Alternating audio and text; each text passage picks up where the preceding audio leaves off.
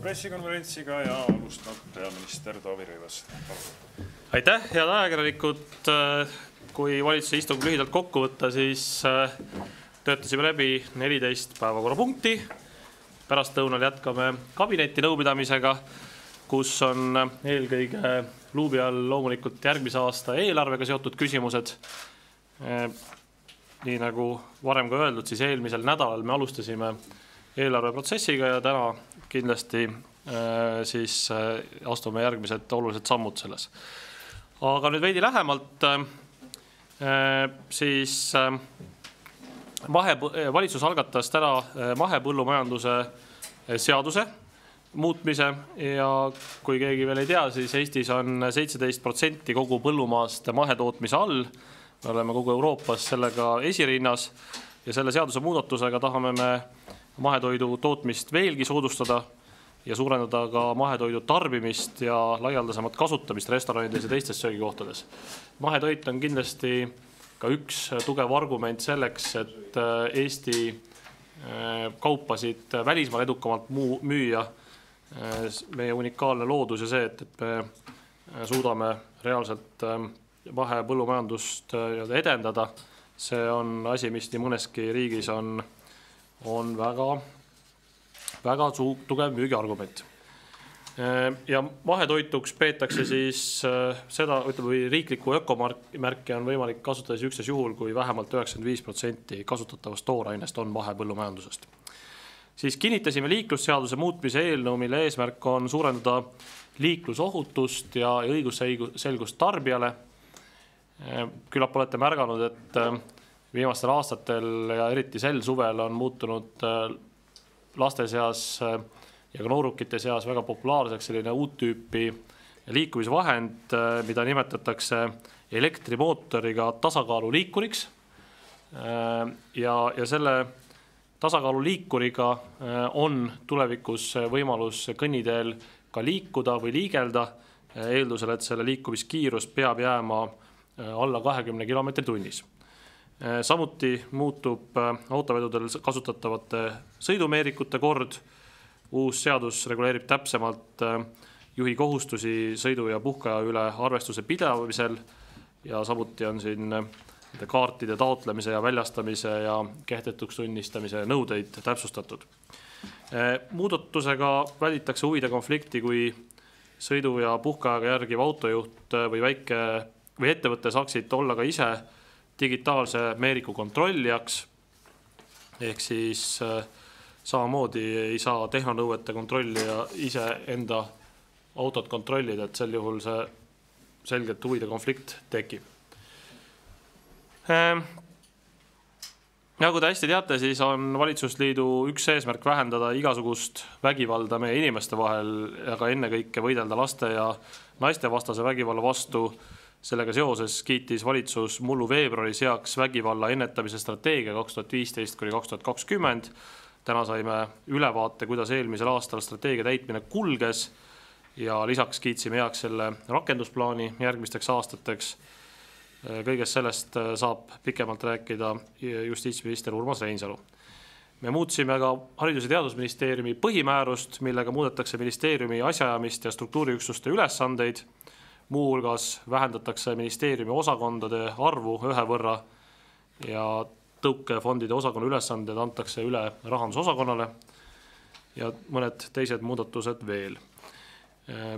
Lisaks näiteks nähakse ette ministeeriumi finantspersonali ja palgaarvestuse üleviimine Riigi Tugiteenuste Keskusesse järgmise aasta 1. aprillist. Aga see on olnud üldine trend ka teistes ministeeriumites. Ja samuti oli täna siis ka, nii nagu juba tavaks saanud, mitu otsust, mis puudutavad riigivara üleandmist kohalikele omavalitsustele.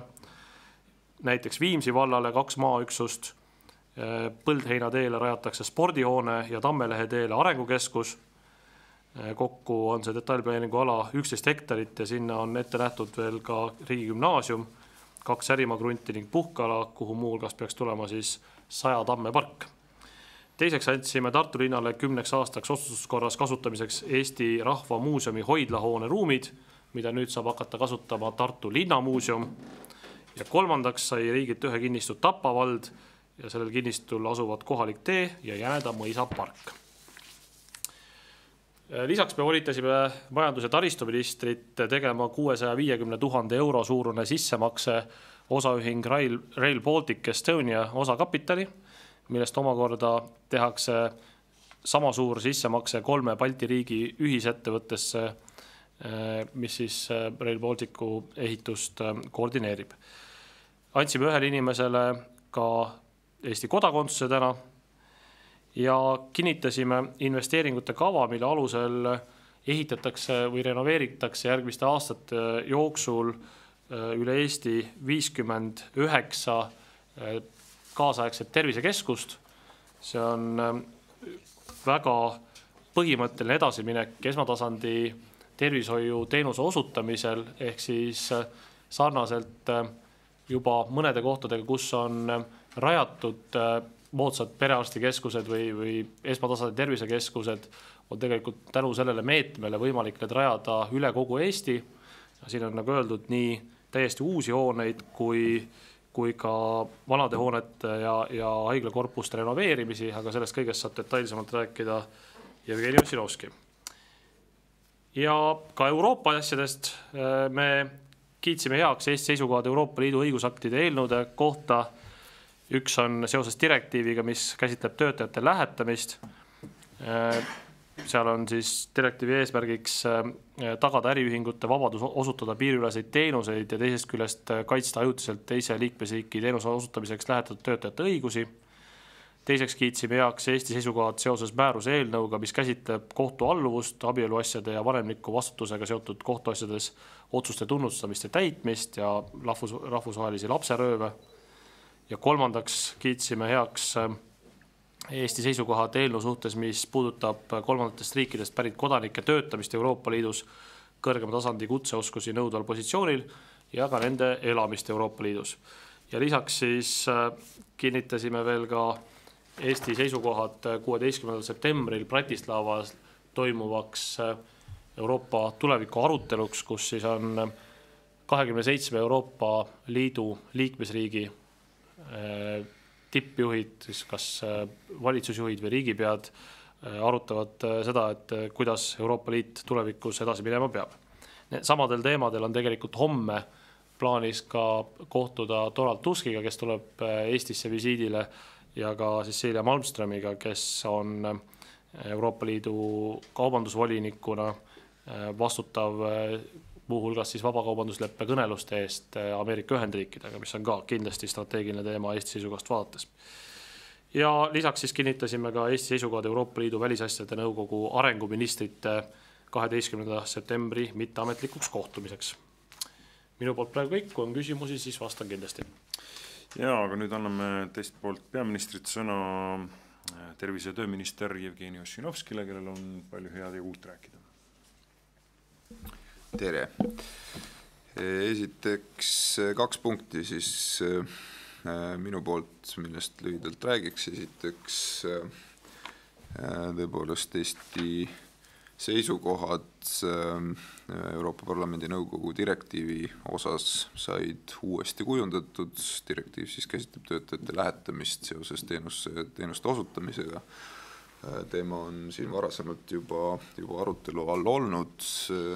Eks ühelt poolt selline laiem Euroopa arutelu käib selle üle, et ühelt poolt on kindlasti ühisturu, siseturu edasiarendamine on vajalik ja piiriülese kaubanduse, sealhulgas ka teenuse osutamise piirangud, mida erinevad riigid ühte või teistpidi rakendavad, kindlasti on siin takistuseks ja lähetatud töötajate siis regulatsioon on selles mõttes siseturu toimimise jaoks vajalik, aga teisest küljest on teatud oht või risk, et hakatakse tegelema nõndanimetatud social dumpinguga või sotsiaalse dumpinguga, kus siis niimoodi kunstlikult registreeritakse töötajad teisse riiki, kus on näiteks kas madalamad palganõuded, lihtsamad mis iganes puhkuse ja muud tööaja korralduse reeglid ja selliselt siis sihtriikide tööturu ja sotsiaalsüsteemi alustalasid õõnestatakse ja sellest tulenevalt on Euroopa Komisjon pakkunud siis välja edasiarenduse tänasest lähetatud töötajate direktiivist, kus on mitmeid punkte, mis Eestile sobivad, et seda social dumpingut vältida, ja teisest küljest siis mõned seisukohad ka sellised, kus me arvame, et liiga jäik lähetatud töötajate piiramine hakkaks siis mõjutama ühtse turu arengut ja toimimist ja sealhulgas ei oleks ka Eesti huvidega kooskõlas. Täna kinnitatud seisukohad on täpselt identsed nende seisukohtadega, mida Eesti valitsus on ükskord juba kevadel kinnitanud. Tollal Riigikogu Euroopa Liidu asjade komisjon siis pidas vajalikuks algatada nõndanimetatud kollase kaardi protseduuri ja apelleerida siis sellele koos mitme teise, eeskätt Ida-Euroopa riigiga sellele, et tegemist on subsidiaarsuspõhimõtte rikkumisega.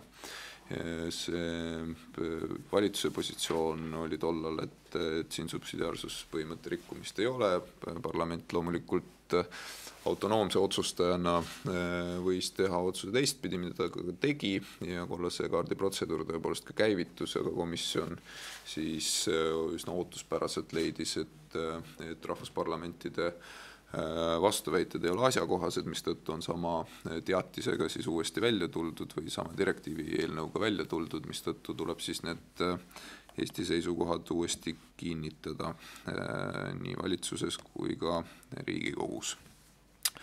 Teine punkt siis on esmatasandi tervisekeskuste investeeringute kava, mis sai nüüd valitsuse heakskiidu, et tegemist on laiema tervishoiupoliitilise muudatusega, mida ma olen siin mitu varasemat eelkäijat juba alustanud ja millega me edasi lähme. Asja tuum on selles, et vananeva rahvastikuga ja regionaalselt keerulisema demograafiaga ühiskonnana peame me tervisevaldkonnas kindlasti vaatama seda, et meil on suurem rõhk liigub siis erinevate krooniliste haiguste jälgimisele ja kontrolli all hoidmisele ja sellest tulenevalt oleme siis planeerimas perearstide meeskondade tugevdamist, vastavad seadusemuudatused on ka juba osaliselt tehtud, osaliselt töös ja nimelt eesmärgiks on siis perearste rohkem ühe katuse alla ühtsetesse meeskondadesse tuua ja teisest küljest laiendada ka neid teenuseid, mida siis nõnda nimetatud esmatasandi või perearsti tasandil saab, nii et vastavalt siis sellele meetme tingimustele tervisekeskustesse koonduvad põhiteenustena lisaks perearstile ja pereõele ka füsioteraapia, ämmaemandaabi ja koduõendus ja sõltuvalt kohapealsest vajadusest siis ka teisi spetsialiste ja nii-öelda teine pool sellest muudatusest on siis see, et tõepoolest tervisevaldkonna suurim eurorahade meede on siis kokku 126 miljonit eurot siis neid projekte, mis me täna heaks kiitsime, millest siis struktuuritoetuste maht on 63 miljonit eurot ja meil jääb natukene veel raha ka reservi, et teine voor teha. Ja nende projektide eesmärgiks on siis tõepoolest rajada siis nendele perearstimeeskondadele ka vastavad ruumid selleks, et niimoodi tugevdatud meeskondadena ja laiemate teenusespektriga siis teenuseid osutada. Eesmärk on meil see, et igas maakonnakeskuses vähemasti üks koondunud perearstikeskus oleks või tervisekeskus oleks. Esimeses taotlusvoorus on praegu 2 maakonnakeskust jäänud välja, kuna nad õigeaegselt oma taotlust esitada ei jõudnud, see on siis Võru ja Jõgeva. Nende tervisekeskuse jaoks oleme me raha eraldanud reservi, nii et teisest voorust on neil võimalik sealt raha taotleda. Loodan, et nad siin lähima poole aasta jooksul jõuavad koha peal siis kokkuleppele selles osas, kus kohas tervisekeskus võiks tulla ja millised perearstid sinna koonduda võiksid. Projekt siis sai esitada 9. maini sellel aastal, esitati kokku meil 59 investeeringutaotlust ja kuna me tegime seda projekti taotluste vooru hästi tihedas koostöös taotlejatega, siis esialgseid projekte on ka täpsustatud ja parandatud ja selle tulemus on see, et kõik esitatud projektid olid väga heal tasemel, väga hea kvaliteediga ja hindamiskomisjon, kus oli seal Terviseameti, tervishoiukõrgkoolide esindajaid, Tartu Ülikooli esindajad, Sotsiaalministeeriumi, Rahandusministeeriumi esindajad üksmeelselt siis vastavalt antud hinnetele kiitsid kõik projektid heaks ja valitsus täna andis sellele siis oma heakskiidu, nii et nüüd 59 tervisekeskuse taotlus saavad liikuda järgmisesse faasi ja tulevad siis järgmisena Sven Sestri juurde selleks, et saada siis reaalseid väljamakseid ja hakata siis ehitama. Nii et ma arvan, et tegemist on olulise tervishoiupoliitilise muudatusega ja kahtlemata annab kohapealsele kodulähedasele esmatasandi arstiabile kindlasti uue nii välise ilme kui ka sisulise kvaliteedi. Aitäh! Nüüd sõna justiitsminister Urmas Reinsalule, kes räägib sellest, kuidas on vabariigil läinud vägivallavastase võitlusega. Aitäh! Vägivalla ennetamise strateegia mõte on üks ja selge, et püüda erinevate tahkude kaupa ministeeriumide koostöö panna ühe taktikepi järgi tööle. Ennekõike Sotsiaalministeeriumi, Justiitsministeeriumi, Siseministeeriumi ja Haridusministeeriumi ülesanded. Ja järgmiseks 4 aastaks on planeeritud nendeks tegevusteks vägivalla ennetamise valdkonnas 12,5 miljonit eurot. Selle aasta olulisemad tegevused on teavituskampaaniad, samuti poliitikamuudatuste pakett, mida valmistatakse ette laste ja noorte riskikäitumise ennetamiseks. Kavatseme ka esitada lähiajal Riigikogule menetlemiseks naistevastase perevägivalla ennetamise tõkestamise konventsiooni ning koolitame menetlejaid kõige haavatavamate ohvrite, nii perevägivalla kui ohvrite kui ka siis ennekõike alaealiste ohvrite sensitiivsemaks kohtlemiseks. Ja üldjoontes võib öelda seda, et vägivalla ohvriks langenud inimeste osakaal eelmisel aastal võrreldes üle-eelmise aastaga on jäänud samale tasemele. Tõsi, vägivaldse ründe tagajärjel hukkunuid oli 2 võrra vähem ja perevägivalla tõttu hukkunuid 5 võrra vähem. Mis on, ma usun, kõige olulisem praegune tegevus on just nimelt eri valdkondade spetsialistide koolitusprogrammid, mida me oleme võtnud ette ja üks tähtotsus oli selles vallas Riigikogu poolt vastu võetud niinimetatud ohvrite kaitse seadus, kriminaalmenetluse seaduse muudatused, mis annavad ohvritele, eriti just alaealistele ohvritele kriminaalmenetluses täiendavaid õigusi. See kindlasti leevendab neid kannatusi, mis inimestele on osaks saanud. Nüüd selle strateegia realiseerimise kõrval on Justiitsministeerium võtnud eraldi fookuse alla retsidiivsuse vähendamise niinimetatud kõrgohtlike kurjategijate puhul. Need on kurjategijad, kes tõstavad käe kaasinimese vastu, tapjad, vägistajad, inimestele kehavigastusi tekitavad isikud. Ja kogu meie karistuspoliitika eesmärk on retsidiivsuse vähendamine. Ja me kavatseme siis lähiajal just nimelt ka vägivalla ennetamise strateegia töö vaimus tulla välja konkreetse ettepanekute paketiga, mille eesmärk on ühiskonda ohutustada nende isikute, kes on retsidiivsed või kalduvuskurjategijad nendes kõrgohtlikes kuriteoliikides nende suhtes. Ja see tähendab, me kavatseme terviklikult üle vaadata nii nende suhtes rakendatava karistuspaketi, selle paketi, mis puudutab seda, et kui need isikud vabanevad vanglast, et peaks olema mitte erand, mis täna on, vaid reegel see, et nad karistusjärgselt allutatakse käitumiskontrollile. Ning kahtlemata on praktikas hakanud toimima juba ka ruumilise eripreventsiooni programm, mille eesmärk on üks ja selge, isikuid, kes on sooritanud tõsiseid kuritegusid ja kes on kolmandate riikide kodanikud, siis põhimõtteline reegel nii juba karistuse määramisel kui ka olukorras, kus nad peaksid vanglakaristusest vabanema, reegel peaks olema, et nendele isikutele kohaldatakse sissesõidukeeldu.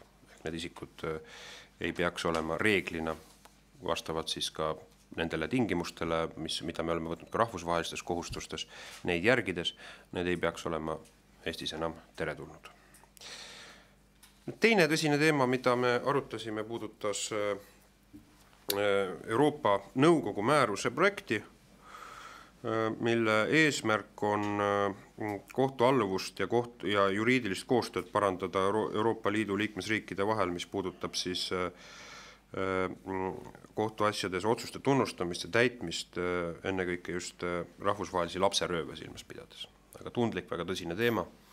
Ja see lähtekoht on selles, et hooldus- ja suhtlusõiguse lahendid, et nad arvesse võttes just kesksena lapse huve, et nad oleksid täidetud venitusteta kohtute poolt erinevates riikides.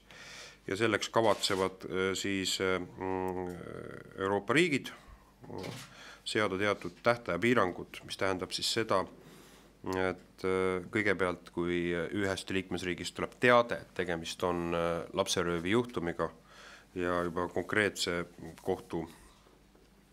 teise liikmesriigi poolt tehtud kohtulahendi mitte täitmisega, et siis on 6-nädalane tähtaeg, mille puhul peavad liikmesriigid siis esitama oma riigi kohtusse need materjalid ja seejärel on sellel teisel riigil, mille ruumis siis peaks see lapseröövi objektiks olnud laps viibima, omakorda 6 nädalat aega, et lõpliku lahendini jõuda.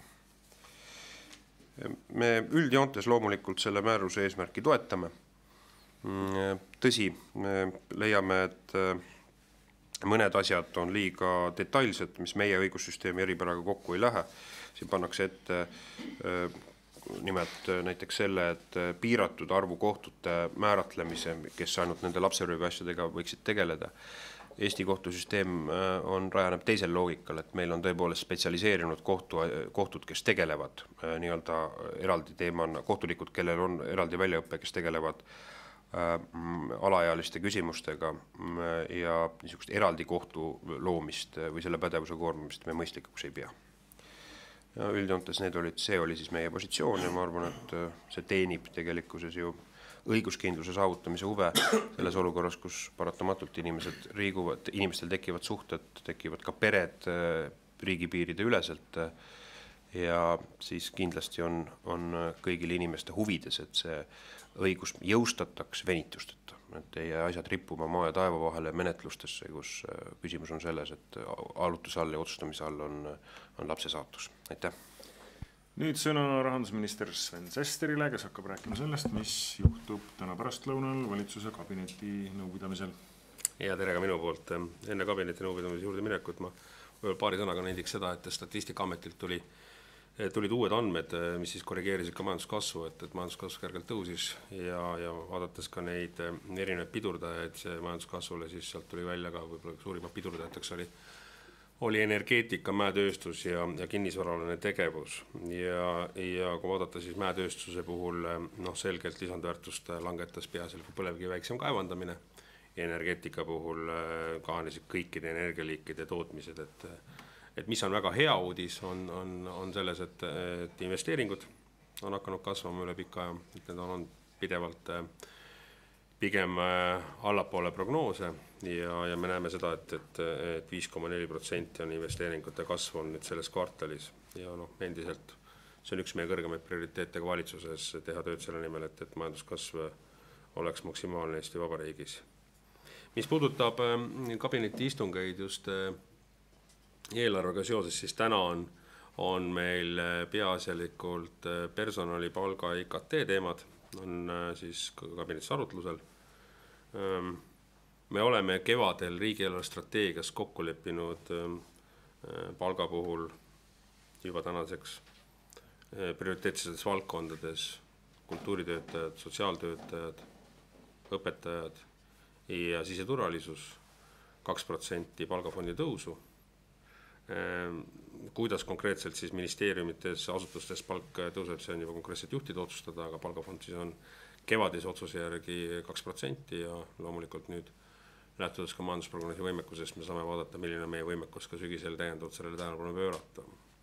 Aga lisaks palgale vaatame ka üle selle, et milline on olnud selle aasta jooksul personalipoliitika, nagu me teame, Eestis hetkel töötajaskond on aja jooksul vähenemas, mis siis tähendab ka seda, et valitsus on võtnud endale prioriteedi selle aja jooksul siis ka avaliku sektori töötajaskonda vähendada. Selle osas tuleb ka siis täna ülevaade valitsuskabinetis ministritele, kuidas me oleme hakkama saanud ja millised on järgmised sammud lähiaastateks. Ja IKT taotlused, mis on kindlasti ka teema, et Eesti on IT-riik ja sinna me oleme alati panustamas, me oleme kokku leppinud selles, et iga aasta eraldab riik ja sellel on juba katteallikad ka olemas, et 10 miljonit eurot infotehnoloogia teemadele, lisaks erinevatele struktuurifondi vahenditele, et siis selle vahendite nii-öelda otsustamise allikaks või ütleme siis selleks pudelikaelaks, kes vaatab üle kõik erinevad taotlused, mis erinevad ministeeriumitelt tulevad, on Majandus-Kommunikatsiooniministeerium, sinna on koondunud meie parim kompetents ja täna vaatame üle ka siis erinevad ettepanekud, mis on tulnud lauale. Ja eelarve arutud jätkuvad tavapärases moes, me oleme kevadel juba tegelikult suured otsused paika pannud, siinkohal tasub kindlasti üle korrata, et kevadised otsused üle 100 miljonilises siis täiendavates investeeringutes, mis peegelduvad 2017. aastal, selgelt jälgivad ka valitsuse prioriteete, mis on seotud julgeolekuga, vaadates siis meiega NATO-liitlaste kohalolekust Eestis tulevikus suurendatud vormis kompanjonist pataljonini, aga ka teemad, mis on seotud madalapalgaliste toimetulekuga ja tööjõumaksude langetamisega ning lastega perede toimetuleku parandamisega.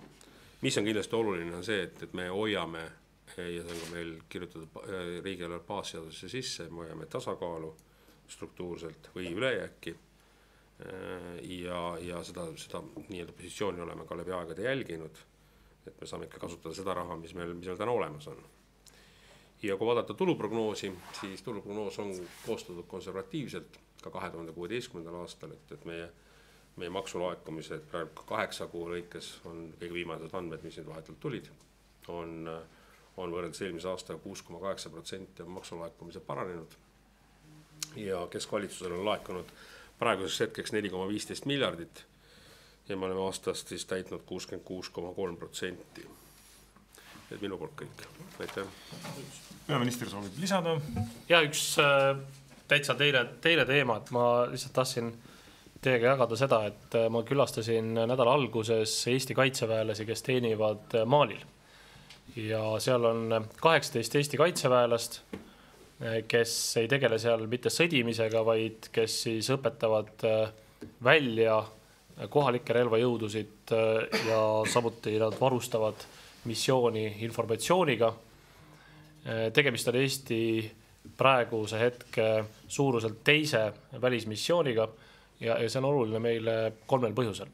Esiteks loomulikult on oluline see, et Mali ja laiemalt Lääne-Aafrika oleks stabiilne ja et seal oleks võimalik jõustada eelmisel aastal kokku lepitud rahulepet, aga see puudutab otseselt ka Euroopa Liidu julgeolekut seetõttu, et kui Malis ja lähipiirkonnas on rahulik, siis on ka oluliselt väiksem illegaalse migratsioonisurve Euroopa Liidule.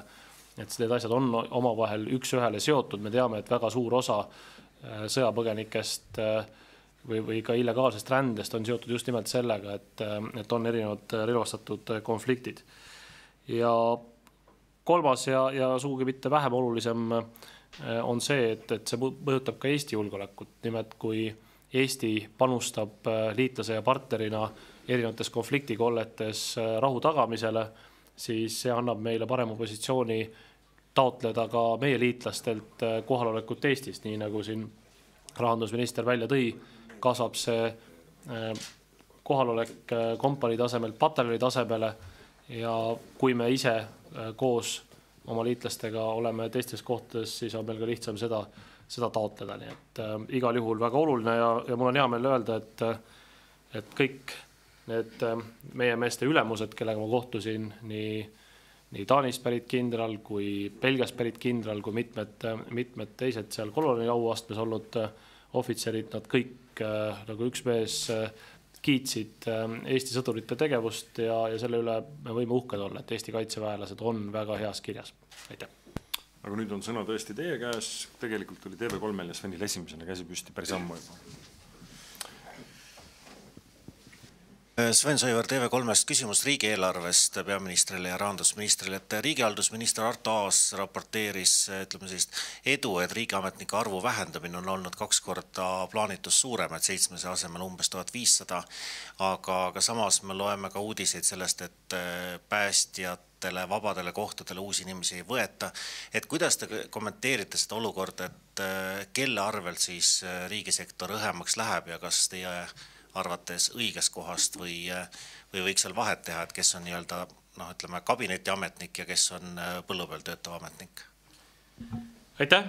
No kõigepealt, nagu me mäletame, siis valitsus neid eesmärke koostades umbes aasta tagasi lähtus sellest, et kui palju on konkreetsed haldusalad varasemalt oma struktuure reforminud, sealt tulenevalt edastati siis kõikidele ministeeriumitele konkreetsed eesmärgid, need erinesid omavahel kuni 4 korda, nii et need ei olnud kindlasti kõigi ühe mõõdupuuga võtmine, vaid ikkagi reaalsed sisulised eesmärgid igale haldusalale. Ja tõesti hea meil on öelda, et lõviosa haldusalasid on eesmärgiga toime tulnud, paljud on ka eesmärgi ületanud, konkreetsed valikud on olnud iga ministri pädevus, ei ole kõiki neid asju toonud valitsuse tasemele, me eeldame seda, et iga minister ise on kõige parem otsustama, kus ja kuidas on võimalik teenuseid tõhusamalt osutada ja see tegelikult surve peaks olema pidev, et avalikus sektoris otsida efektiivsust ja anda meie inimestele maksuraha eest maksimaalset tulemust. Aga selge on ka see, et nüüd järgmiste sammude kavandamisel on põhjust vaadata ikkagi konkreetsetele struktuursetele reformidele otsa, mis siis toovad võimaluse seda jätkata avaliku sektori inimeste vähendamisega selleks, et avaliku sektori proportsioon ei kasvaks liiga suureks võrreldes erasektoriga. See on meil ju valitsusliidu leppes väga selgelt välja öeldud eesmärk. Ja ma usun, et on väga paljudes haldusalades selliseid reforme võimalik teha. Ma usun, et täna me sellest ka põhjalikumalt räägime, aga ka see varasemalt jutuks olnud teema, näiteks maavalitsuste kaotamine, vähemasti 400 inimest üle Eesti on võimalik, või 400 inimest vähem, aga on võimalik samu teenuseid osutada, et ka seal on selge kokkuhoiu ja efektiivsuse suurendamise koht täiesti olemas. Nii et kui nüüd valitsuses need teemad saavad kinnitatud, siis ma usun, et kõikvõimalikel radaritel on põhjust sinna 5 suunas vaadata küll, sellepärast, et kui eesmärk on enam kui poole võrra ületatud, siis järelikult on tehtud head tööd. Võib-olla omalt poolt natuke lisaks, et kindlasti aitab kaasa infotehnoloogia tugiteenuste tsentraliseerimine, et tahtmata see aitab alati kaasa sellele, et süsteem läheb ise efektiivsemaks, mis tähendab seda, et avaliku sektoriga suure tõenäosusega töökohti lihtsalt väheneb, kui tugiteenuseid tsentraliseeritakse tinglikult, kui sa paned raamatupidamist rohkem kokku, siis suure tõenäosusega tuleb sellest ka nii ajaline kui rahaline kokkuhoid. Ja väga oluline on struktuursed muudatused, et kõige lihtsam, et minna küsida Maksu- ja Tolliameti juhi käest, et mida ta perioodi jooksul on teinud, et minu meelest üks hea näide sellest, kuidas süsteem on läbi struktuursete muudatuste on muutunud veelgi efektiivsemaks, et me oleme tõesti nüüd vaadates ka maksuauku näiteks võrrelduna teiste riikidega, et me korjame väga hästi maksud kokku ja samal ajal me teeme seda tunduvalt väiksema inimarvuga, et sa vaatad omal ka selle töömehhanismid üle.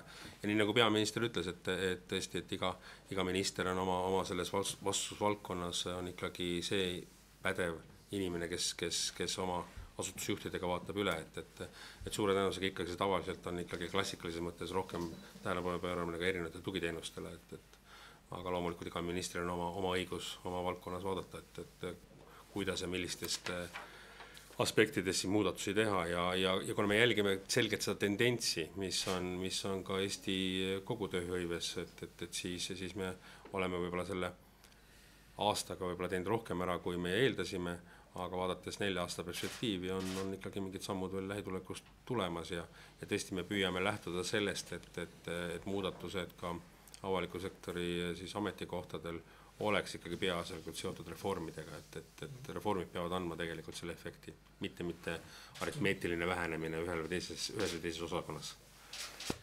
Väikest täiendusele veel Svennile, et täiesti nõusta, aga lisaks jah, üks täide on veel ka loomulikult infotehnoloogia kasutusele võtmine, et see ka oluliselt aitab protsesse kiirendada, efektiivistada, teha samu asju või ka rohkemaid asju vähemate inimestega. Et see on olnud küll väga-väga üldine trend, et need asutused, kes on suutnud, seal on kas Maksu- ja Tolliamet, kes on suutnud infotehnoloogiat maksimaalselt rakendada, seal on ka palju vähem inimesi, kes peavad tegema tehnilist tööd. Ma arvan, et kõik veel mäletavad aastat või enamik vähemalt mäletavad aastat 2000 näiteks, kus pidi seisma kõigepealt järjekorras oma tuludeklaratsiooniga, siis pidi seal vastuvõtust saama selle ankeedi, pidi seda käsitsi täitma, siis keegi pidi seda arvutisse sisestama, et kõik olid töökohad, et praegu on sama asja võimalik teha nii kodaniku jaoks mugavalt kui ka riigi seisukohalt efektiivsemalt, aga Sven tuletas meelde ühe olulise uudise. Nimelt nädala alguses tuli välja siis maksuaugu suuruse muutus erinevate Euroopa riikide arvestuses ja 2014. aastal Eesti positsioon paranes kõige enam. Käibemaksuauk vähenes Eestis 5% võrra, lihtsalt et asjad konteksti panna 5 või 5% punkti võrra on täpsem öelda, et 5% käibemaksust on 100 miljonit eurot. Et see on 0,5% SKP-st.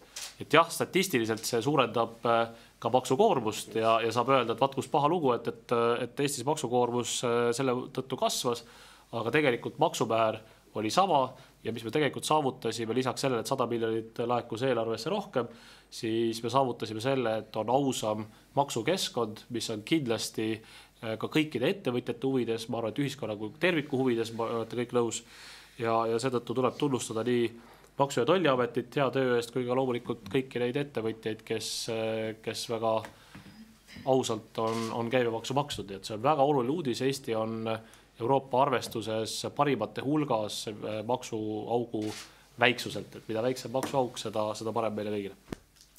Nüüd aga sõna Tallinna Televisioonile. Lauri Likkana, Tallinna Televisiooni uudised. Küsimus haigekassa selle puudujäägi kohta. Et kui see haigekassa puudujääk on üle 30 miljoni, aga samal ajal ma saan aru, et järgmisest aastast on ikkagi plaanis vähendada sotsiaalmaksu ja nagu ma siin ka lugesin lehest, et peaminister arvab, et ei ole vaja näiteks suhkrumaksu, soolamaksu, millest veel ei ole räägitudki. Et kus siin siis ikkagi see loogika on või kus see raha sinna, see 33 miljonit, kui ma keskelt mäletan, kus see siis tulema peaks? Aitäh!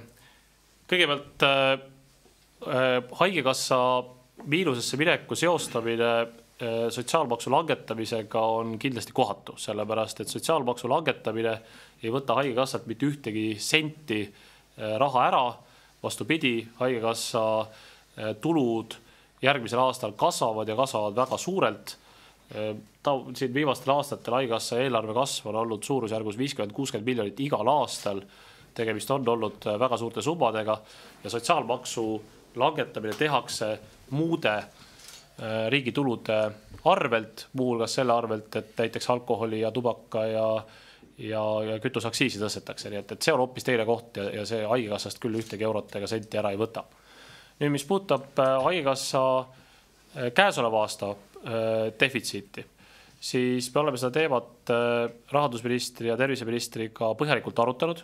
Me oleme seda teemat arutanud ka sotsiaalpartneritega, kellega kahasse me haigekassat juhime.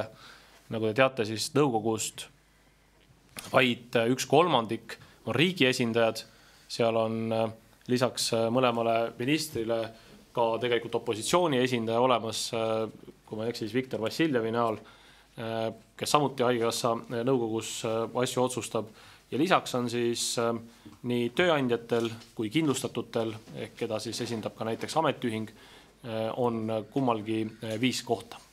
Ja ka nendega me oleme teemat arutanud, sest nendel on nendes küsimustes kahtlemata kaasvastutus. Ja kokkulepe on praegu selline, et 14.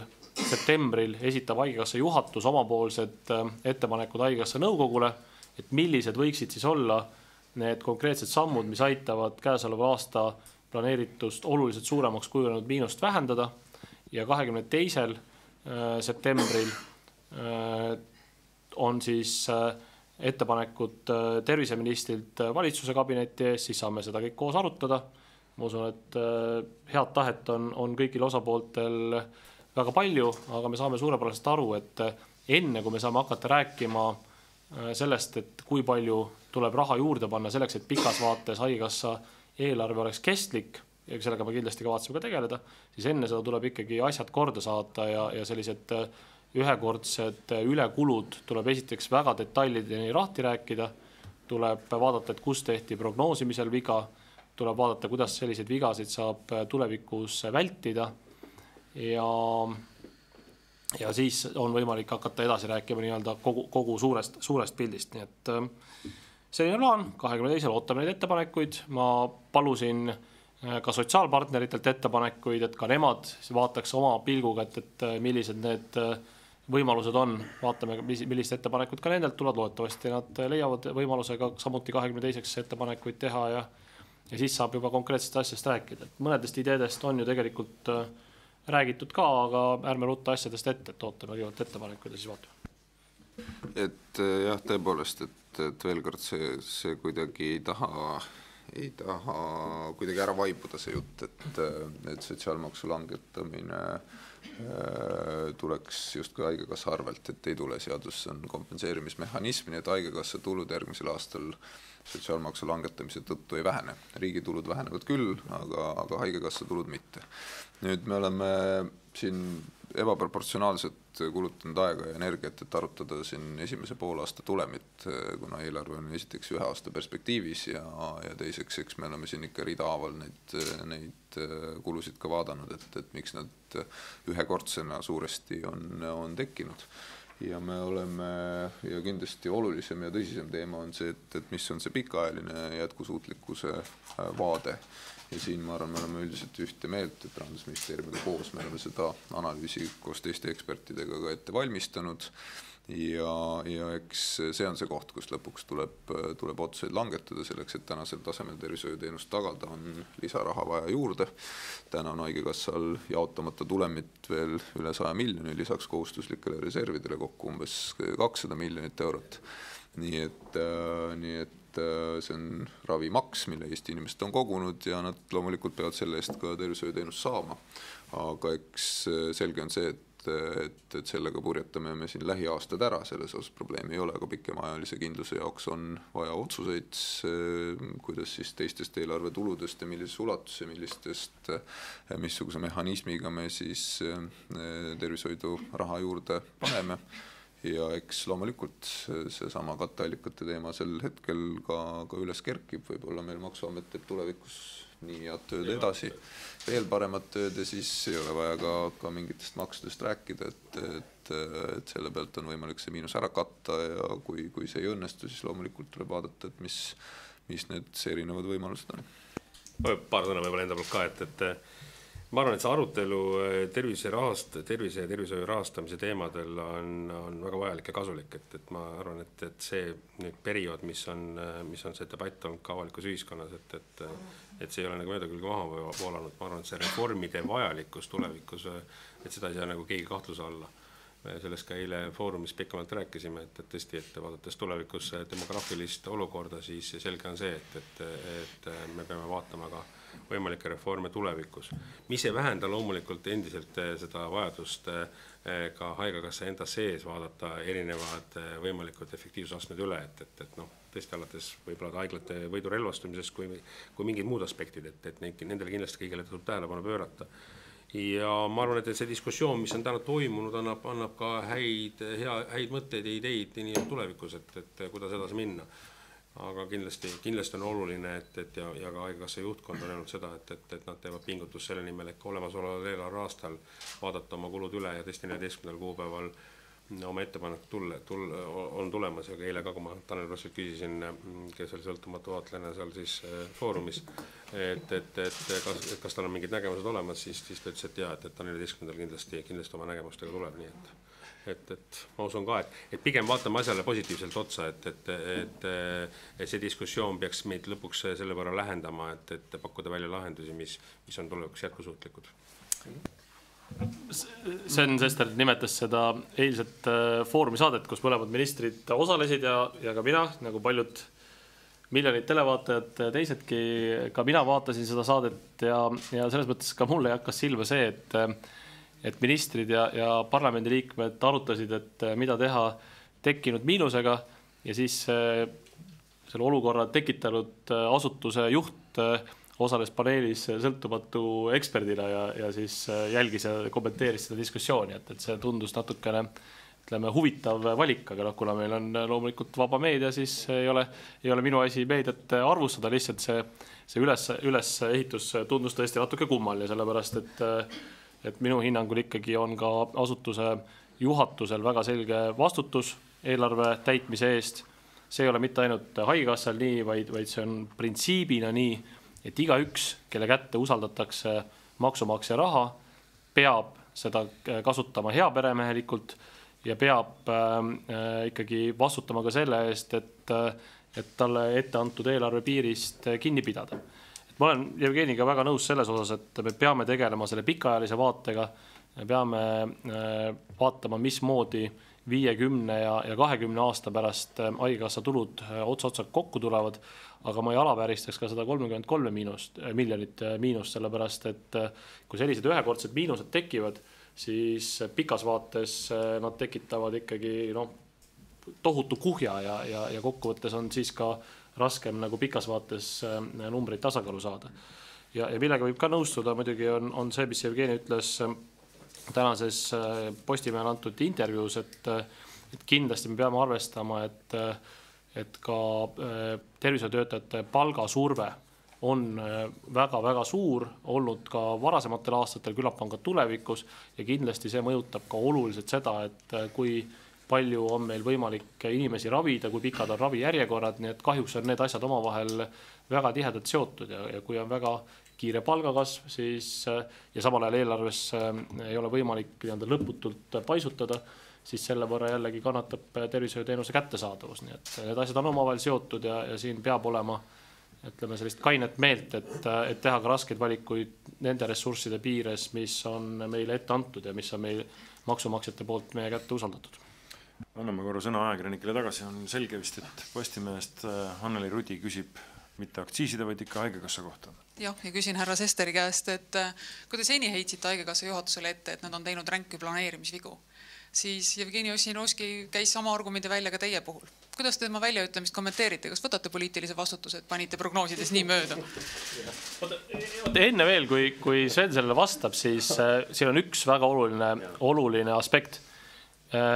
Mitte ükski rahandusminister mitte ainult ei saa, vaid ka ei tohi mõjutada seda prognoosi, mis tehakse ja see on ülipõhimõtteline küsimus.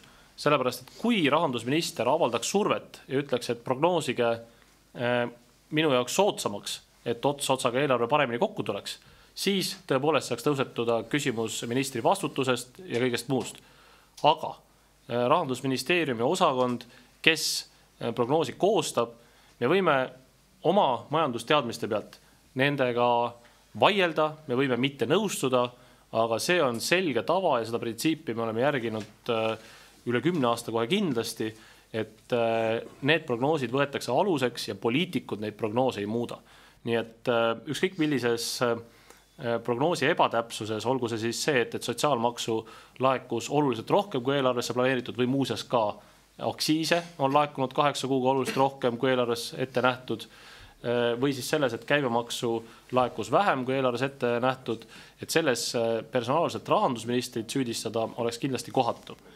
Nüüd haigekassa puhul oleks minu hinnangul vajalik ka see, et tulevikus neid prognoose tehtaks samamoodi sõltumatult ja et ei oleks mingitki võimalust juhatusel neid prognoose mõjutada. Samasugune süsteem, nagu on Rahandusministeeriumis, minu meelest peaks rakendatama ka haigekassas, sest olgem ausad, ega see haigekassa eelarve tegelikult on ikkagi samas suurusjärgus riigieelarvega, kui on ikkagi üle miljardi euro neil kulutada ja kogu valitsuse otsustuse ruum on 8-9 miljardit suurusjärguna, siis ma arvan, et selle miljardi puhul peab ka ikkagi väga hoolega vaatama, et kuidas neid prognoose koostatakse ja olema 100% kindel, et seal ei ole mitte õrna võimalustki neid poliitiliselt või siis juhatuse tasemel suunata. Nii et küsimus Sveni vastutusest selles, et sotsiaalmaksu on üle laekunud, ei saa tekkida minu meelest. No ma tänan peaministrit, kes tegi selle korralikult oma kabineti ministrile tuge, et ta tegelikult vastas iseenesest kõik selle ära, et sõna otse mõttes Rahandusministeeriumi siis analüütikud ja prognoosijad 2 korda aastas nii-öelda teevad prognoose, kevadprognoose ja sügisprognoose või siis suvine prognoos, mis sügisel avaldatakse.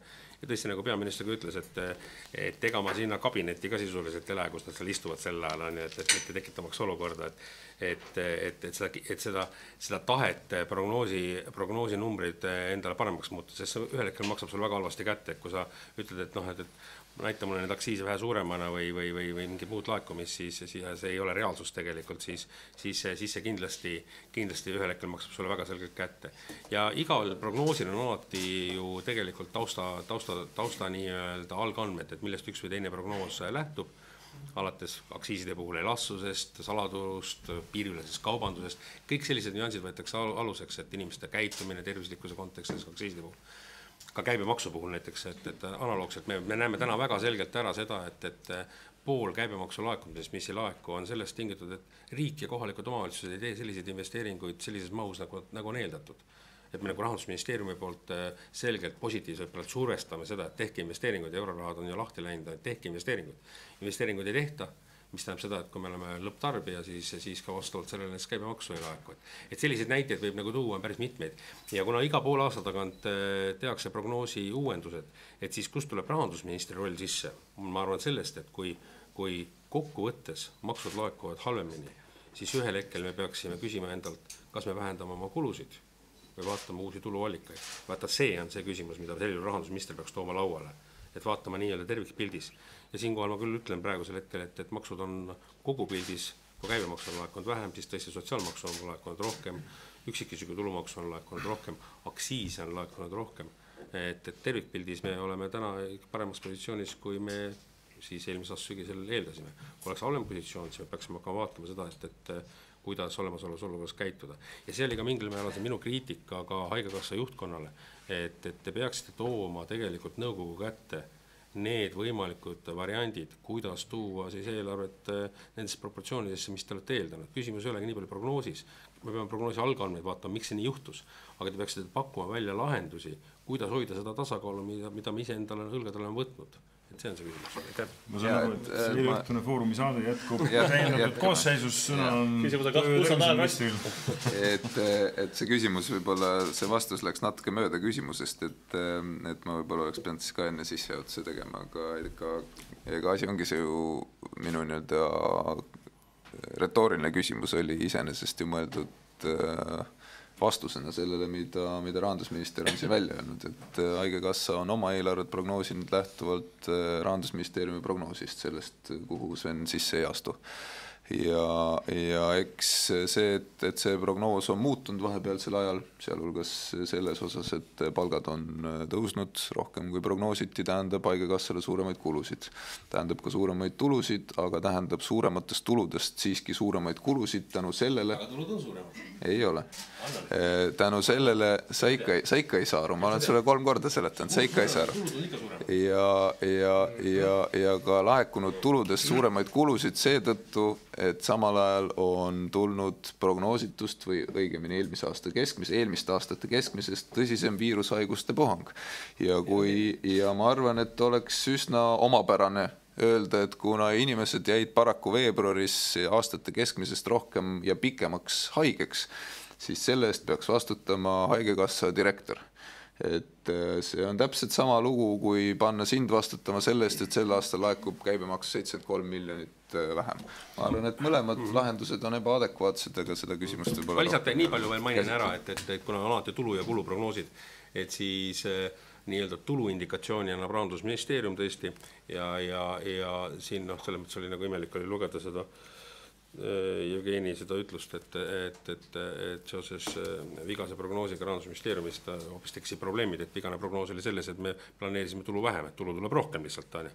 et kui see on vigane prognoos, siis ma mäletan kunagi klassikut öeldes, et niisugustes prognoosides tahaks alati elada, kus kokkuvõttes tuleb rohkem raha sisse. Aga et siis Jevgeni loogika oleks siis selles, et mida vähem me saame palka, siis seda paremaks läheks positsioon haigekassas, et see kuidagi tundub ka nagu imelik olevat, aga see selleks. Klaar, lõpuni on 3 minutit. Lihtsalt ühe repliigi selle kohta, et kindlasti nagu te näete, siis mitte ainult foorumis, vaid ka valitsuskabinetis on sel teemal arutada küll ja küll ja ega see on täiesti põhjendatud, sellepärast, et ega summad on suured. Me vaidleme lisataotluste puhul ka 100 000 üle päris pikalt, kui vaja, et kas see on põhjendatud, ei ole põhjendatud. 33 miljonit on ikka väga suur raha ja ei ole mitte midagi imelikku sellest, kui selle üle ka debatti peetakse. Mis puudutab nüüd prognoosi, siis ma arvan, et Terake tõtt oli kummagi ütlus, küllap tõesti Rahandusministeerium prognoosib seda, kui palju laekub maksu, aga sellest poolest tõepoolest on maksu hoopis rohkem laekunud. Jah, osa sellest läheb ka kõrgemate ravihüvitistena välja ja tõsi on ka see, et võib-olla ei ole lõpuni võimalik ette prognoosida, aga seda, kui pikalt inimesed kodus on, seda me kõik oleme valmis aktsepteerima. See osa, ma arvan, ongi kõige lihtsam kogu selles pildis. See enam-vähem tasandub välja. Küll aga, kus on minu hinnangul selged prognoosivead ja milles Rahandusministeeriumit ei saa süüdistada, on küsimus C-hepatiidi ravimist, et kui palju ikkagi seda kulub ja kas ravimit, mille hind on sedavõrd kõrge, ma ei tea, kas see on avalik info, vist ei ole, kui palju see ravim maksab üks doos, aga see on üüratult kõrge, et kas sellist ravimit peaks müüma vabamüügist ja nii edasi. Ja samuti tegelikult haiglate lepingulised mahud on ikkagi ka haigekassa koordineerida, aga eks me arutame seda teemat kabinetis põhjalikult ja küllap siis tuleme ühise lahendusega, et ütleme nii, et asi pole sellest, keda siin süüdistada või mitte süüdistada, tegelikult on vaja see miinus kontrolli alla saada ja vaadata, et järgmistel aastatel oleks ikkagi võimalik inimestel arsti juurde saada, et ma arvan, et see on kõige tähtsam. No nii, 2 minutit on pressikonverentsi lõpuni. Ma küsiks peaministri käest olulise küsimuse, et kui nüüd 2 ministrit eelarve koostamise eel on nii vastandlikul seisukohal, siis kui kaua selline valitsus püsib? Issand alaste. Kaua te jaksate küsida selliseid küsimusi, et näidake mulle ühte valitsust demokraatlikus riigis, kus ministrid eelarve tegemise juures ei vaidleks. See on enesest mõistetav, et peetakse väga tuliseid vaidlusi, peetakse vaidlusi rahandusministriga, kes on see mees, kes peab hoidma riigi rahaasjad kontrolli all ja hoolitsema selle eest, et me tuleksime otsa kokku. Vaieldakse ka omavahel, sellepärast, et tegelikult ministrite soovid omavahel konkureerivad ja see on elementaarne, et seda tehakse. Aga nii nagu varasematel aastatel võite olla päris kindel, et saame ka sel aastal eelarvega hakkama. Mul on tegelikult väga hea meel, et suur osa eelarvest on tegelikult juba kevadel tehtud. Eelarves on väga palju olulisi asju Eesti hüvanguks. Sellest oli ka Postimehes väga pikk ja põhjalik artikkel. Ja ma arvan, et saame ka nende ülejäänud teemade lahendamisega hakkama, et see, kui ministrid on teatud küsimustes eri meelt, see on täiesti normaalne ja eks siis minu asi ja meeskonna asi ongi see erimeelsusest leida see mõistlik nii-öelda kokkulepe või kompromiss ja siis minna edasi, et ega siis ongi olemuslikult vastandlikud huvid, et see on täiesti loomulik. Et see on ka täiesti normaalne, et üks minister ütleb teisele, et pangu lahkumisavaldus lauale demokraatlikus riigis. See oli siiski mõeldud kogu sellise retooriku naeruvääristamiseks, et prognoosid, eriti makroprognoosid suurtes numbrites väga suuri inimesi ja ühiskonna protsesse puudutavad. Kui nad eksivad 2-3-5%, siis nii juhtubki. Et nii ongi, me ei suuda kõiki asju ette ennustada, ei suuda seda Rahandusministeerium, käibemaksu oli lihtsalt üks näide, aga muudes küsimustes me ei suudagi, ei olegi seda ambitsiooni võimalik võtta. Me püüame seda teha parima teadmise juures nii hästi kui oskame ja mõnikord läheb mõni protsent mööda. Haigekassal juhtus niimoodi, erinevatel põhjustel, neid põhjusi me oleme pikalt arutanud, lahti võtnud tükkideks, me tegelikult saame aru, mis juhtus on ju. Jah, et mõnikord eksitaksegi prognoosiga. Rahandusministeerium on ka eksinud prognoosiga. Mis siis on? Ei ole midagi, elu läheb edasi, saame hakkama. Aga pange kirja, et ei nõutud kellegi tagasi astumist. Ma pigem võib-olla ütleks veel juurde, et alati on küsimus selles, et kuhu poole tahetakse liikuda, et siin on nii mul kui Jevgeni Ossinovskil on selge nägemus, on ju, et süsteem tuleb korda teha, on ju, et see on see põhiline, mis selgelt ühendab. Meil on erinevate poliitiliste vaatetest tuleneb meil väga palju erinevaid nägemusi. Seda võiks vasak- ja parempoolsete poliitikute puhul pikka loetelu teha, et see on mingit tähtsust, et meil on tegelikult ühine valitsuspoliitika ja siin viiaks valitsuspoliitikat ellu, et see on kõige olulisem, et millest me ka lähtume, nii et ei, meil ei ole, ma arvan, persoonidel ei ole mingit probleemi viibida ühes ruumis, rääkida omavahel juttu ja arutada teemade üle, nii et need on kaks täiesti erinevat asja. Suur tänu, pressikonverents on tänaseks läbi.